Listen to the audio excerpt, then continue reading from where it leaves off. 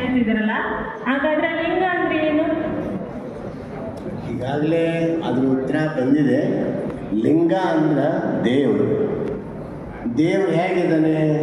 ಜಗದಗಲವಾಗಿದ್ದಾನೆ, ಮುಗಿಲಗಲವಾಗಿದ್ದಾನೆ, ವಿಶ್ವವ್ಯಾಪ್ತಿಯಾಗಿದ್ದಾನೆ. ಲಿಂಗ ಹೆಂಗದ? ವಿಶ್ವದಾಕಾರದ, ಗೋಲಾಕಾರದ. ವಿಶ್ವ ಹೆಂಗದ? ಗೋಲಾಕಾರದ. ಇಷ್ಟಲಿಂಗ ಹೆಂಗದ?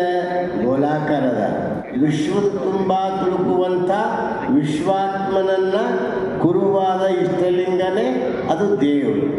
ಆ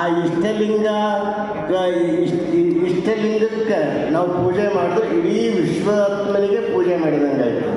ಇಲ್ಲಿ ಕ್ಯಾಮ್ರಾ ತೆಗಿಲತ್ತಾರೆ, ಅದ್ರ ಗ್ಲಾಸ್ ಎಷ್ಟದ? ಇಷ್ಟೇ ಅದ, ಇಷ್ಟೇ ಸಣ್ಣದದ. ನಿಮ್ಮ ಮೊಬೈಲ್ ಗ್ಲಾಸ್ ಎಷ್ಟದ? ಇಷ್ಟೇ ಇರ್ತದೆ. ಆದರೆ ಇಷ್ಟು ಜನ ಎಲ್ಲ ಅದರಾಗ ನೀವು ಕೂಡ್ತೀರಿ, ಇಷ್ಟು ಜನ ಎಲ್ಲ ಅದ್ರಾಗ ಹಿಡಿತೀರಿ. ಹಾಗೆ ಜಗದಗಲವಾಗಿರುವಂಥ, ಮುಗಿಲಗಲವಾಗಿರುವಂಥ, ಓತಪ್ರೋತವಾಗಿ ತುಂಬಿ ತುಳುಕುವಂಥ ಪರಮಾತ್ಮನನ್ನು ಇಷ್ಟಲಿಂಗದಲ್ಲಿ ಬಂದು ಚುಳುಕಾಗಿದ್ದಾನೆ. ಅದಕ್ಕೆ ಲಿಂಗ ಅಂತ ಕರೀತಾರೆ, ಇಷ್ಟಲಿಂಗ ಅಂತ ಕರೀತಾರೆ. ಧನ್ಯವಾದ. ಇನ್ನು 20